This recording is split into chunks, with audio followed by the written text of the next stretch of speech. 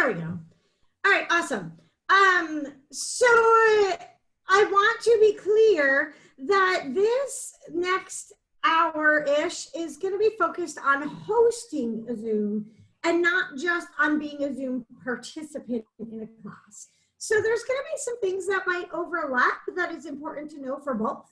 But more of the focus is when you want to host. So whether you're hosting a group or just hosting one-on-one with you and a client, there's some things you might want to know when you're setting things up so that you can use Zoom as the host in your business. So if you missed the general Zoom tutorial class, like, don't worry, we can do it again. So if you want that class, let me know. And we can always schedule it again. So how many people, just show of hands or clicking your reactions at the bottom of your screen or whatever, let me know, were you on the class, the original class last week or 2 weeks ago, whatever it was? So we've got, what, like 2-3 people? Okay. So some of the rest of you, if you feel like you're missing something, you know, let me know and we'll set up that class again, because this is kind of a continuation. Yeah. May I record, Patty Borton, may I record this? Yes, and I am actually recording it. So, because Anna asked for it. So what I will do, what I usually do with these is at the end of the class, when it's done recording, instead of giving you a link into Zoom and clogging up my Zoom recording, and let's talk about that real quick, because that's going to be part of the settings. When you use Zoom, you have a choice of what level of Zoom you want to purchase or use a free version. The free version gives you an unlimited amount of meetings. However, they limit your time of the meeting to just 40 minutes. So if you're going to be meeting with a client and you think the meeting is going to go more than 40 minutes, you might want to pay for Zoom. I pay for just the minimum entry level of Zoom, which is $15 a month, or I believe they also have a version where you could spend $50 for the year. So you get a little discount if you do it, you know, for the whole year, all in one chunk. I've been paying monthly for years. So anyways, so that's an option. And I have an, well, I say it's an unlimited time on a meeting, but technically Zoom says you have 24 hours to do a meeting. Nobody's ever going to be on a meeting that I can think of for real estate for a full 24 hours. So your meeting time is really unlimited, right? I mean, if you forget to log off, it'll log you off at 24 hours. But that is a setting option. And then in the lowest setting that I buy, I have a small limited amount of space for recordings. So what I do is I do record it to my Zoom so that I have an easy place to have it right away. And if anything happens with uploading, downloading other places, whatever, it's there. But then usually what I do is I take it from Zoom and I upload it into YouTube. So sometimes I'll download it to my computer first and then I'll upload it into YouTube. The reason I don't record it straight to my computer, again, is space. And when I upload it to YouTube, for some reason, it seems to disappear instantly from my computer. And if I download it to the computer from Zoom and then upload it to YouTube, I have it in multiple places. Then I go back into Zoom and I delete it. And then if you want the recording, I will send you the YouTube link, which is a whole lot easier than sending you a Zoom link that also has a password to get in and the whole thing. So the Zoom link I'll send you is an unlisted, or YouTube link, an unlisted YouTube video. You need the link to open it. And I just ask that you do not share it with other people. I will give you the rights to view it because you're on here, but you know, please don't share it ahead. If you feel like this class was valuable and you want to recommend somebody else to see it, just tell them to come to the next class that we set. Okay, I am going to go ahead and actually, at this moment, mute everybody. However, I'm also going to leave it so that you can unmute yourself at any time. So I do love participation. I love interaction. I do not mind being interrupted. So feel free at any point to unmute yourself, interrupt me, ask a question, type questions in the chat, whatever you want. However, just know if you are typing in the chat, I might not pay attention to it till the end, and then I'll go back and look. Or maybe Brittany will pay attention, she'll interrupt me. But, you know, like, again, feel free to just unmute yourself at any point. Okay. How many people on here have actually hosted a Zoom before? Has anybody actually been a host? Awesome. Marty has, Josh has. Okay.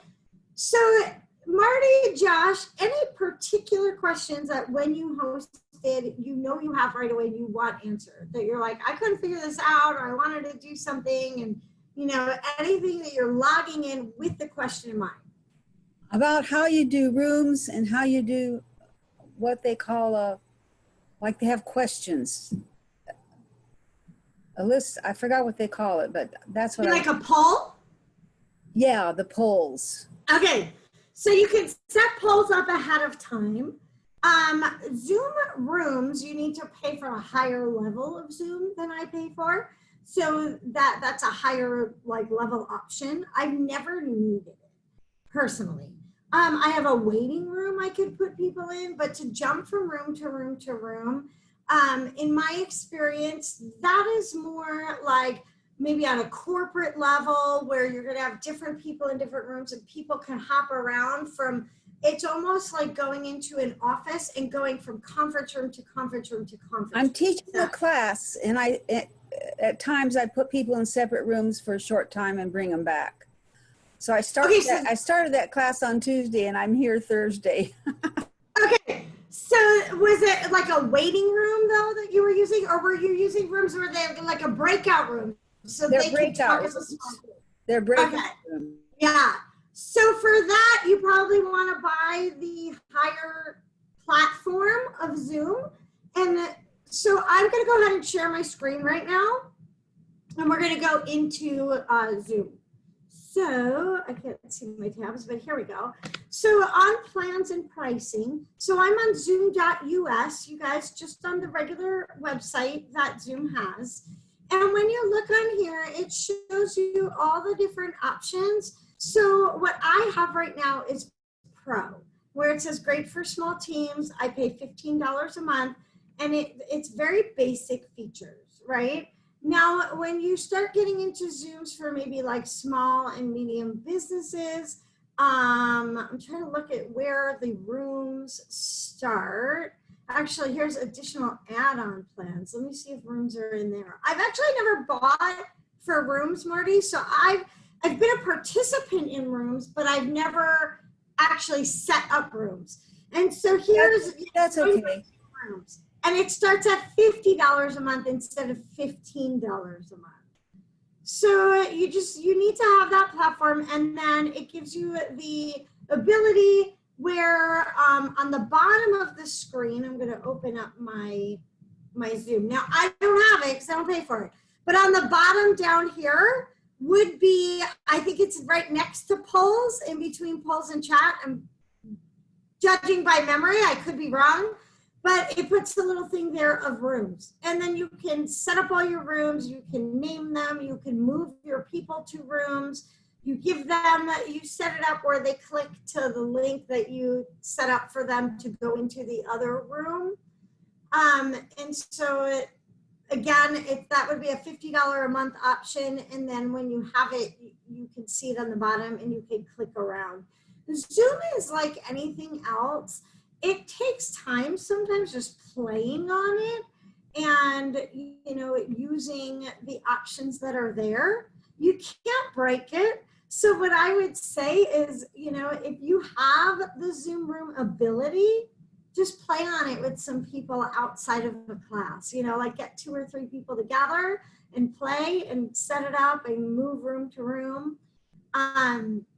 And it's not hard. You just got to click on it and read what it says usually. But I would do it before the class, so you experienced it a little bit first. Okay, and somebody obviously has found annotation, which is going to be part of this class. So somebody's annotating on my screen right now. And I'm actually going to disable your annotation for right now so that you're not kind of messing up my screen, but I'll let you annotate in a little bit. Hang on, I need to go into the annotation and clear that as well. Okay, because I don't want it to be, because otherwise it'll stay on my screen the whole time unless whoever annotated deletes their annotation on their own. But as the host, I get to, you know, do that on my own. I can delete your annotations. So as a host, you can delete other people's annotations. You can give them the right to annotate or stop their right to annotate. But I want to actually, I'm going to minimize my PowerPoint and go back into Zoom.us right now. I'm going to go back to Zoom Home. And what I'm going to say is, first off, if you don't have your profile picture in your account, you want to click where I just did on the top right, my account. Let's make sure everybody saw that. Right here, top right, my account. I'm going to click on that. When I click on that, this is where I put my profile picture. I can change it. I can delete it. So that way, if I'm not on screen, my profile picture shows up. I happen to have mine as my profile picture. But you may have seen other people where when they go off camera, it's like their business card is up there, or their contact information's up there, or it's some sort of background picture. You can put any JPEG here. It doesn't have to be your profile picture of yourself. Whatever you want people to see when you shut your video off is what you upload in this space right here. Now, when you're going to be setting up meetings, I set up a meeting right here for meetings. However, before you ever set up a meeting, I would suggest that you click in settings and you scroll down your settings. And again, like I said to Marty about the Zoom rooms, kind of click on things and read what they say. So you want to scroll down and look at all your security options. You want to set some things up so they're defaulted. So you have an opportunity every time you set up a meeting to change these settings.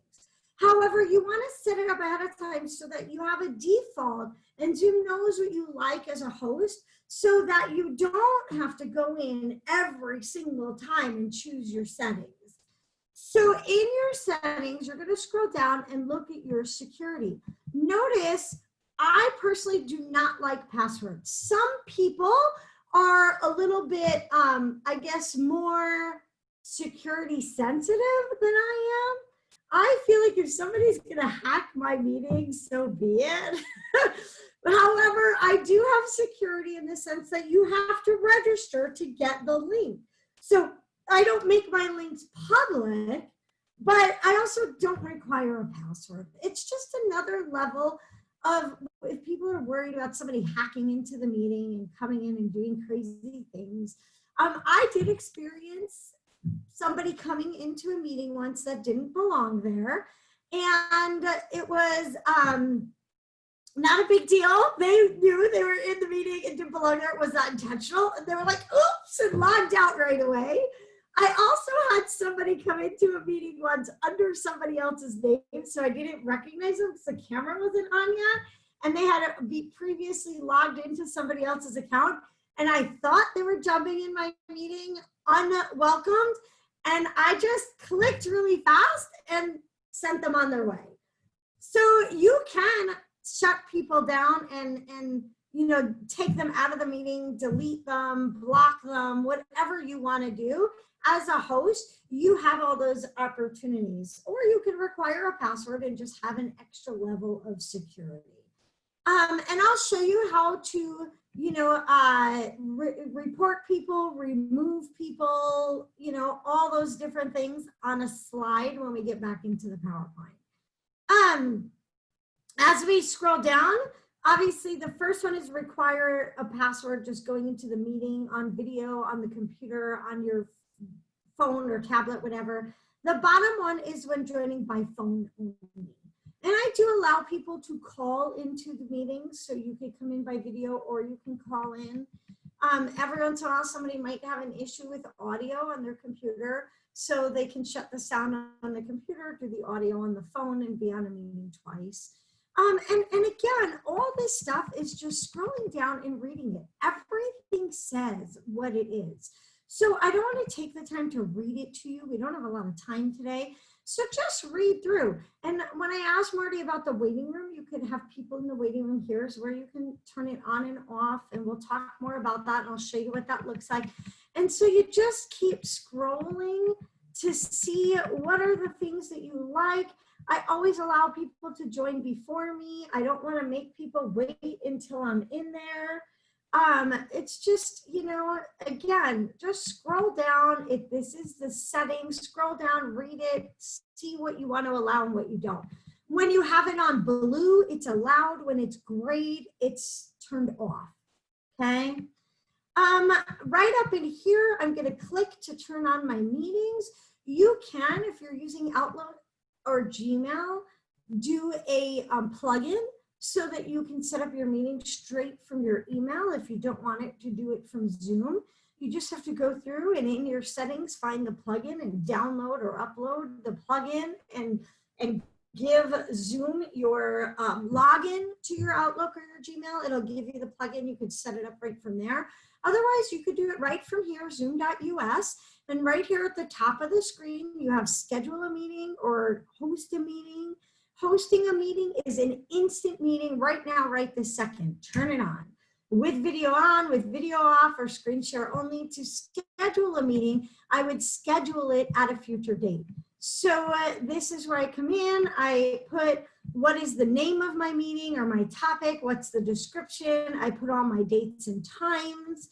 And again, as I scroll down, here's some setting options. But you'll notice there's things that I already have preset because I set it up ahead of time in settings. I don't have to always scroll down and look at my settings. I know my standard settings and I just leave them how they are. Okay, any questions on setting up a meeting inside of Zoom or setting up your settings inside of Zoom itself? Awesome. Click over here on the left-hand side. This is where all my recordings go. And so this is where, like you can see right now, we are recording this meeting. This is our meeting, how to host a Zoom. It's processing and recording simultaneously, and it'll take about 20 or so minutes after the class because it'll be a big file. And then once it's in, I can share it with someone or I can click more to download it. The reason why it downloads two files is one file is the actual video recording. The other file is the chat file. So the chat file can download in a text as a text file. And the video will download in an MP4 format. And then that's what I upload to YouTube. Also over here on the left-hand side is to do webinars. I'll be honest with you, I don't do webinars. I do all Zoom meetings. Webinars would put everybody's camera off. I said in the beginning, I like interaction. I like to see people's faces. I like to talk with you back and forth. A webinar has all your participants, camera off, audio off. The only people whose camera is on and audio is on is the host or hosts if you make somebody else a host, and showing your screen and things like that. That's just not me. I'm way too social for webinars. So I do all mine as meetings. But know that is the difference between a webinar and a meeting. In a webinar, if you want interaction with your participants, it is only through the chat feature. It is not through video and audio. Okay, I am going to go ahead now and go back to that PowerPoint and show you where things are inside of Zoom. Because when I share my screen and I'm actually on Zoom, you don't see my Zoom, right? Now that I am sharing my screen, most likely you have it set up so that the people on the screen with us popped up on your right-hand side and we're in a little row. You can change that row, and actually, I'm not even sure if I have that as a screen on here. That's just in the tutorial. I do have the option to show you how to go side by side, but I'm gonna click on this slide here. And so most likely we popped up on the side here, but actually over my screen. When you hover over where the faces are, you can actually move us around. And I showed that in the tutorial class 2 weeks ago. So if you're not sure how to do that, I'm going to say again, just play on it. So hover over, and you can, if we're in the way, you can move us around. You can change us and put us on the bottom of your screen. You can minimize the people if you want to see the full screen. You can also go side by side. I am going to show how to do that in a little bit. So just play on that if you weren't on here a few weeks ago. But the first thing everybody always wants to know, especially when hosting, and I did talk about this 2 weeks ago too, so bear with me if you were on that, is how to choose your virtual background. If you are on a computer, your Zoom screen right now looks kind of like what my slide looks like. I have a virtual background on that slide. You can see it's from being at a balloon festival. So what I did was I clicked this arrow down here at the bottom where your giant purple arrow is aiming you at this little, like, it looks kind of like an upwards V or a mountain next to where it says stop video. If your video is not on, this will say start video. If your video is currently on, it says stop video like mine does. You're gonna click that arrow next to it, and then here it says choose virtual background. You're gonna click that choose virtual background, and that's gonna take you, whoops, to a screen that looks like this. On this screen, you have lots of options here, and I went over all these options in the last class, so I'm not gonna go over all of them right now. But this little plus right here where the red arrow is aiming at, that is where you can add your pictures to be your virtual background. So Zoom gives you some automatic virtual backgrounds for free. You'll probably see the Golden Gate Bridge and the grass and the outer space. But once you upload your own, you're going to get this little slide bar here where you can scroll up and down. And I have a whole bunch of pictures in mine where I can scroll and change my background to anything. But when I click that plus sign that the red arrow is aiming at here in the middle of the screen, that is going to take you into your computer where you can upload your own photos. So you can make your background again, like your business card or your company logo, or, you know, maybe you're working with a buyer and you took a video or still shots of the home that was their favorite that you went and looked at, and they want to see the pictures again. You could go through the pictures together on Zoom. You could make it your virtual background. Or you can share your screen and show the pictures that way. So lots of different things you could do here with this. If you're on a mobile device and not on a computer and you want to upload a new virtual background, your mobile device, your options are going to be at the top of your screen, not at the bottom. And so you're going to see mute, your stop video, your share content, participants, and more with 3 dots. Click the more with 3 dots. A virtual background is one of your options there. When you touch it or click it there, your plus sign on a mobile device looks like this. So now when you click that plus sign, again, you can upload pictures straight from your phone, straight from your camera. Just know though, that when you upload pictures from your mobile device to be your virtual background, it does not automatically go on your Zoom when you're on your computer. You have to upload them separately. So I have some pictures for my virtual background on my mobile device, and I have different pictures uploaded as my virtual background on my computer. So know that they are not going to automatically transfer. All right, this is what Brittany was talking about earlier. Well, before I show this, any questions on virtual backgrounds? And your virtual backgrounds can be a video or a still photo. How do you stop it? How do you stop it? Good question. So if you're on a mobile device, the opposite of where you have the plus sign right here, see it says none? You click none and it will turn off your virtual background. If you're on the computer, your none is right here. The first option before you have any pictures. Awesome. Thank you for asking. Any other questions on virtual backgrounds? All right, I see someone type. Question. Can you do it while you're on a Zoom call, or can you do it when you just log in? No, absolutely. You can do it at any time. Like right now, whoops, I didn't mean to click that. Like right now, I could go, so as I'm sharing my screen, the options on my computer also move up to the top. And I have to hover my mouse to get those options, but I still can get those options right now. I could click in, choose virtual background. I'm gonna scroll down and I'm gonna pick a People's Mortgage background. And now I'm on my virtual. So I could change it at any time And you can during. do it even if you're not on a call. Yep.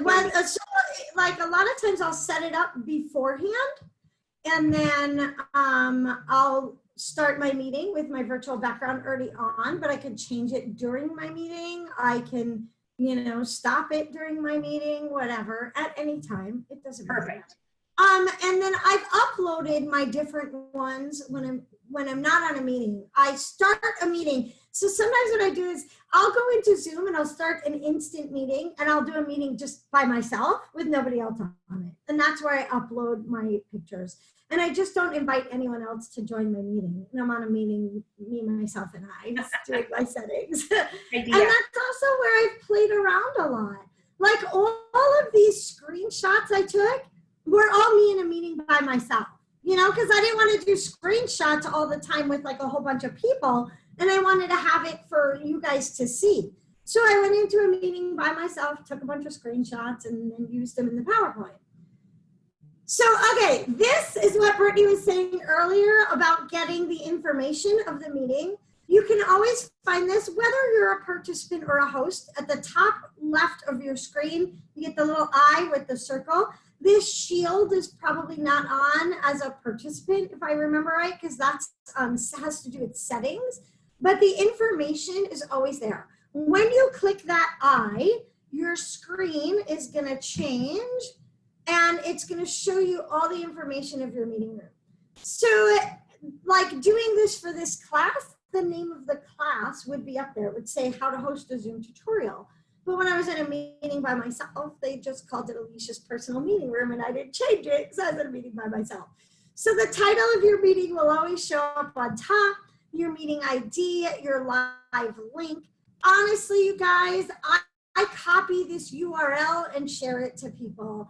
I'm going to tell you personally, I find it irritating when people only share the meeting ID number, because then you have to log into Zoom first and copy and paste the ID number or have the ID number handy and type it in. If you give people your URL of the meeting you're going to host, then they just click on it and it will take them right in and they don't have to know the meeting ID number. So I share the URL and then, so that's a way you could do it while you're on, or you can do it before or after, just an easy way to, get the information of the meeting while you're in a meeting. Okay, under security, so as a participant, you don't see this at the bottom of your screen if you're on a computer right now.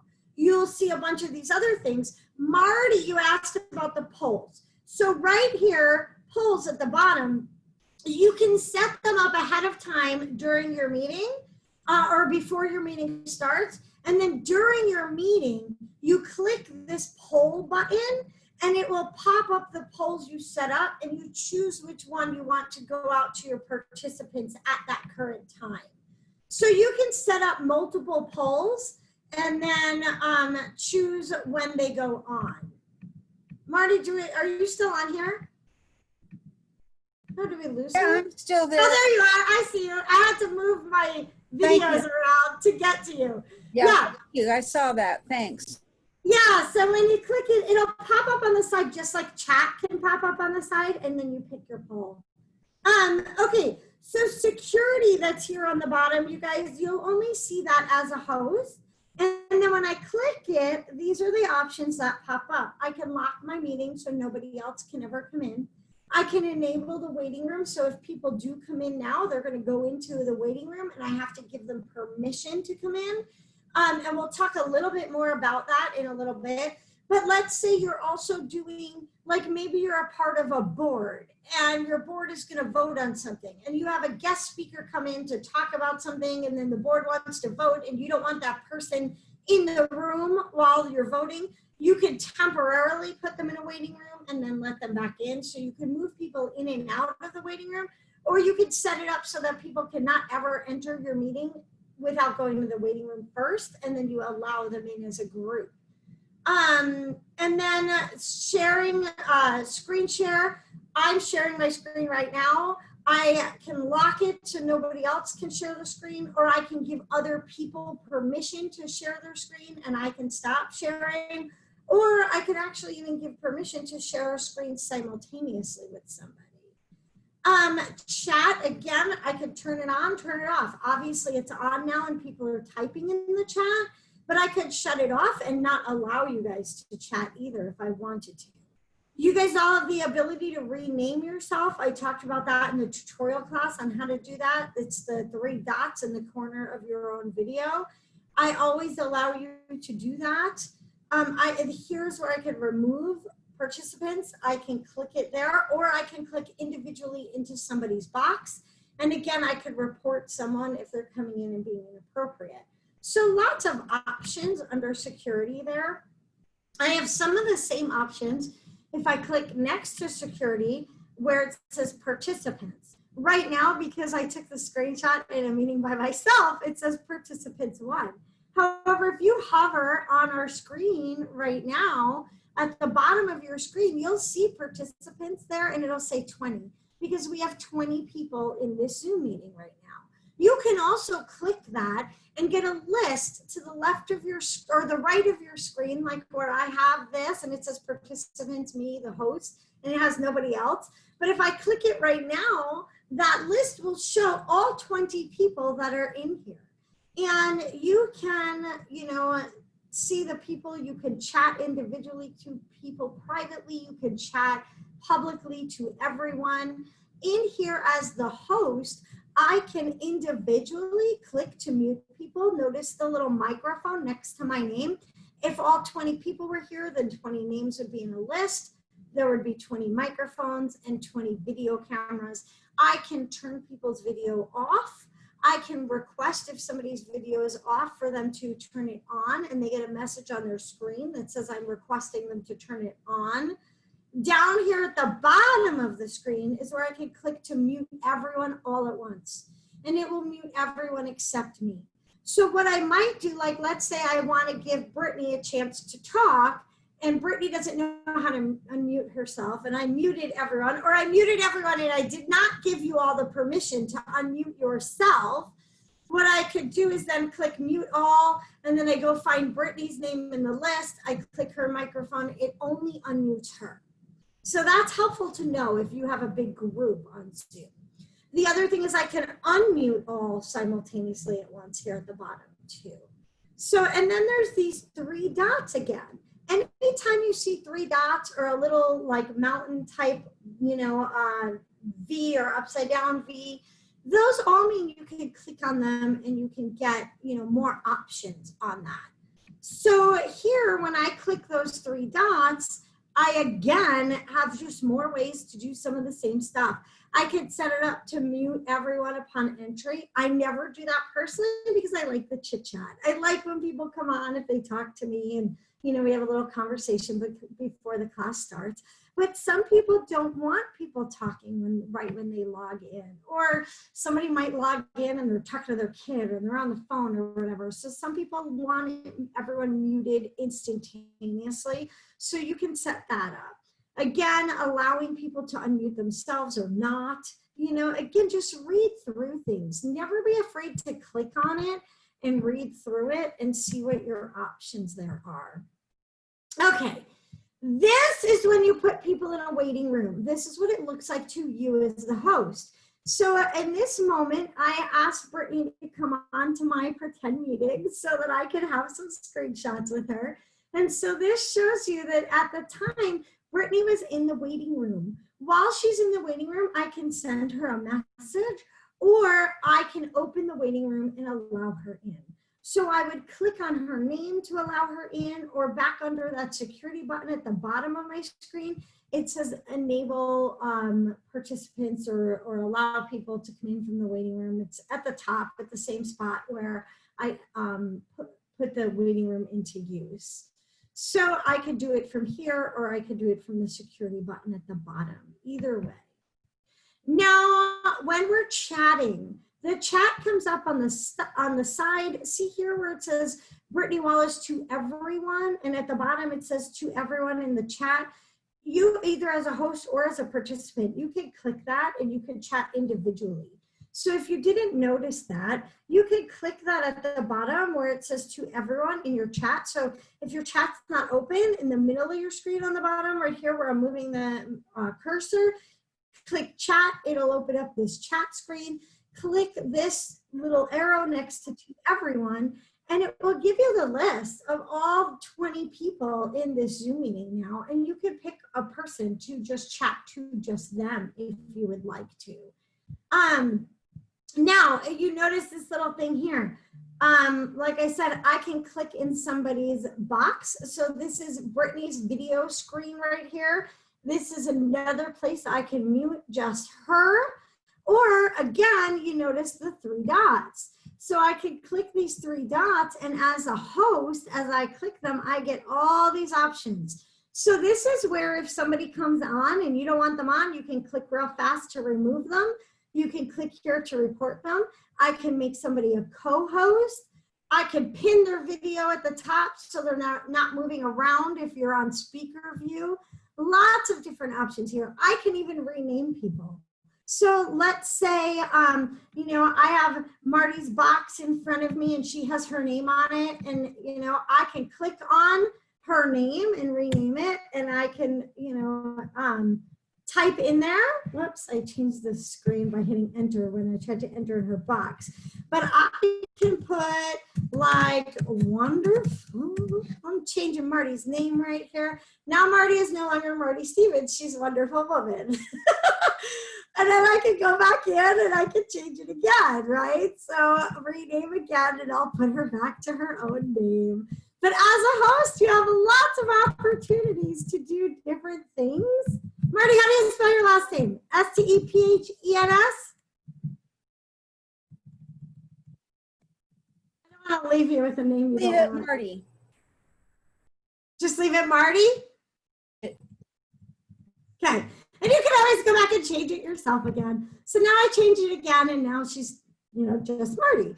So as a host, you have lots of control, lots and lots of control. Okay, sharing your screen. Right here at the bottom again, it says share screen. You all see that right now. You can click it, and I can give you permission to share your screen.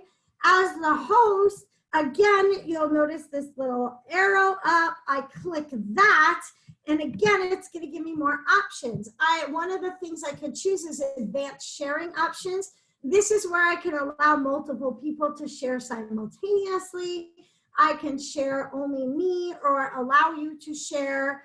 You know, again, it's just click around, see all your options.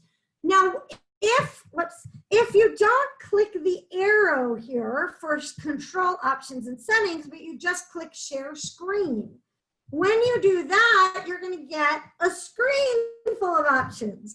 The one most people use the most is this one here at the top left that just says share your screen. So you're just in general sharing your screen. Whatever's on your computer, the other people will see.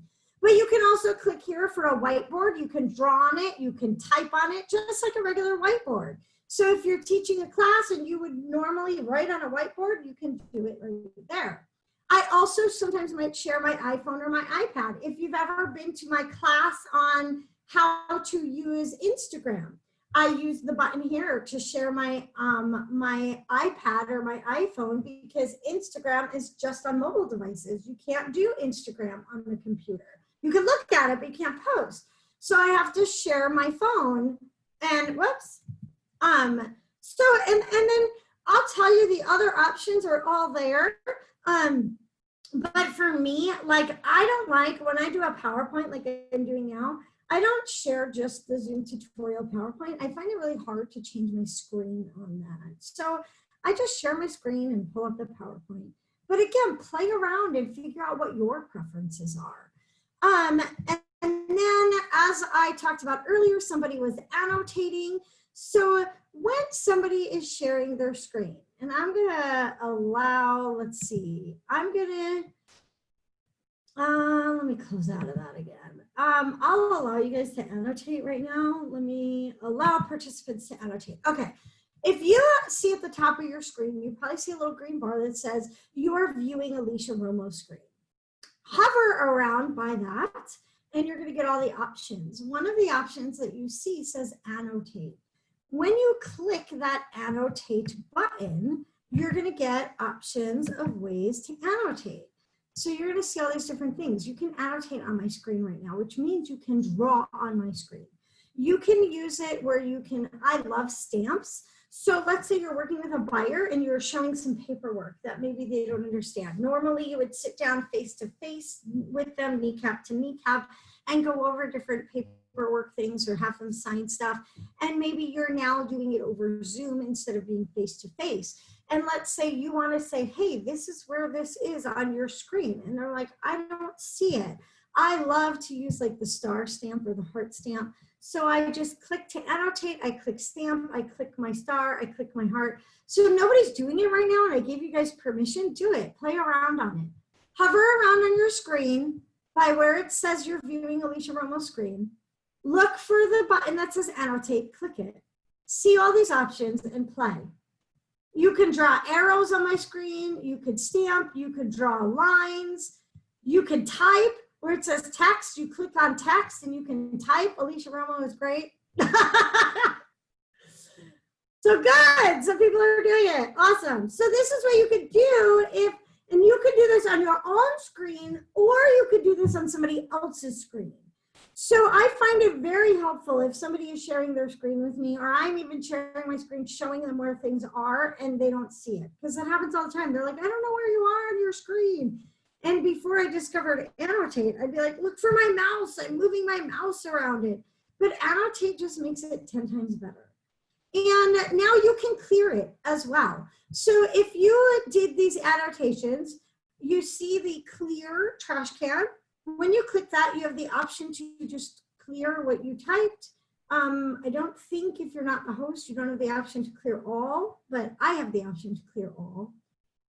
So I'm going to go ahead and do that right now, and I'm going to clear everyone's drawings, but you can clear what you did. So sometimes what I'll do is like, I'll do one stamp and I clear it once they figure out where I'm guiding them to look. And then I do another stamp and then I clear it so that they continue to see that. Okay, I want to go back. For some reason, my screen is frozen. Let me stop annotating. Oh, why am I frozen? There we go. Okay.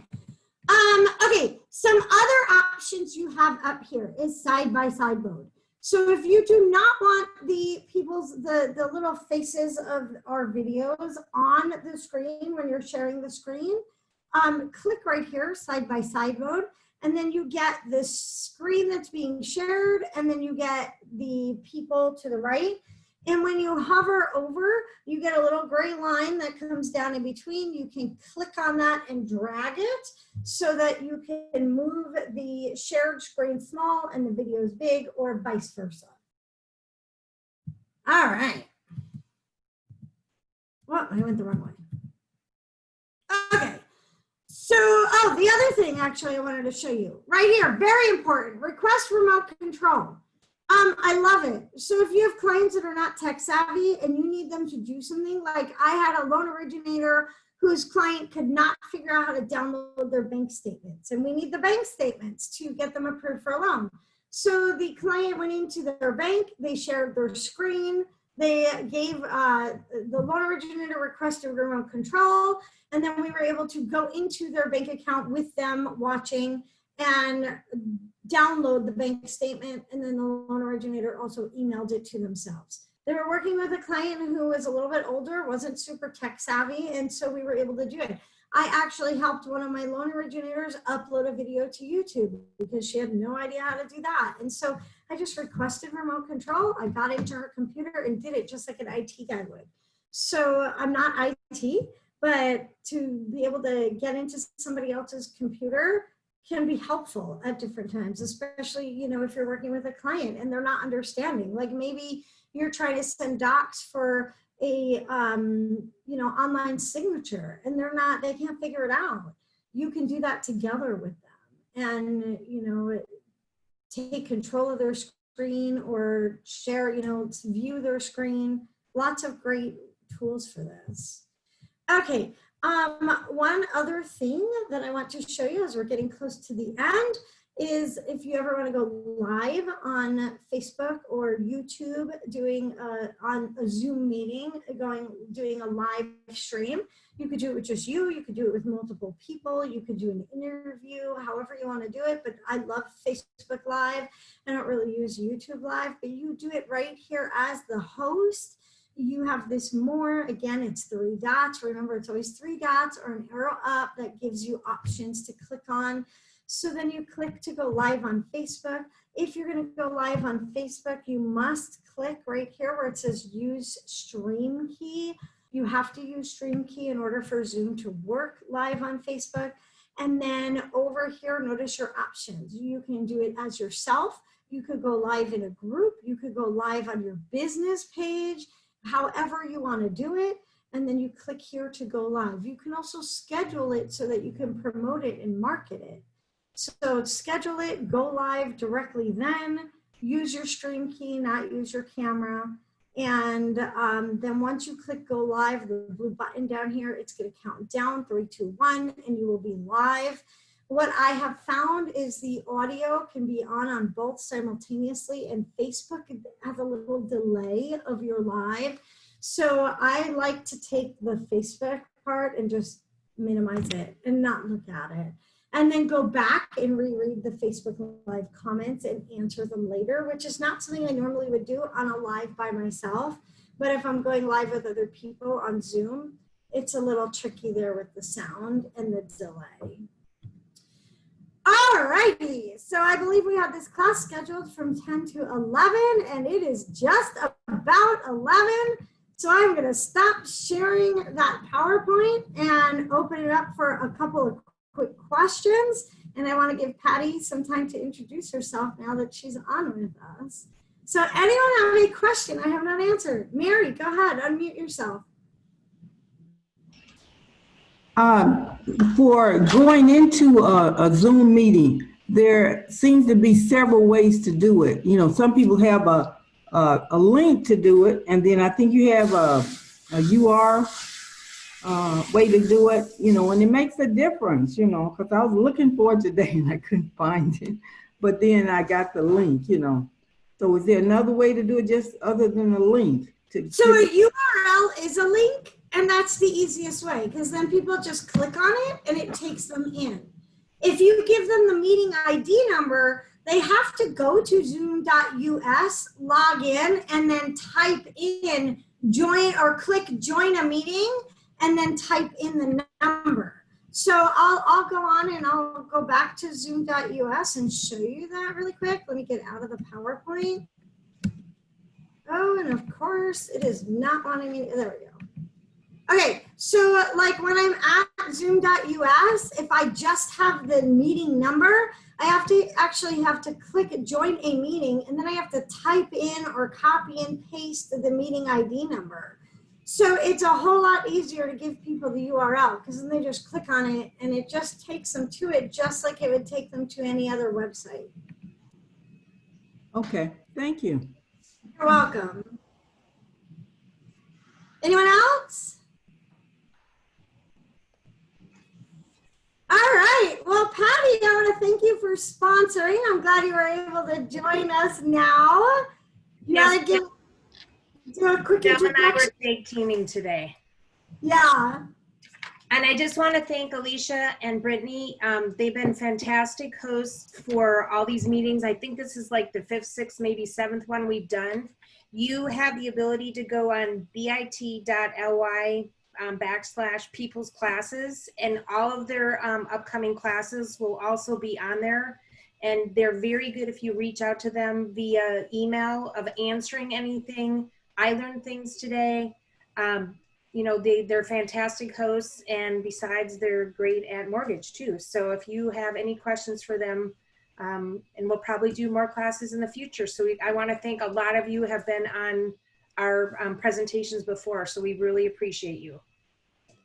Thank you. Thank you, Patty. I appreciate that. And we appreciate you and Lindell very much. You guys are great partners for us. Josh, would you like to say any last words?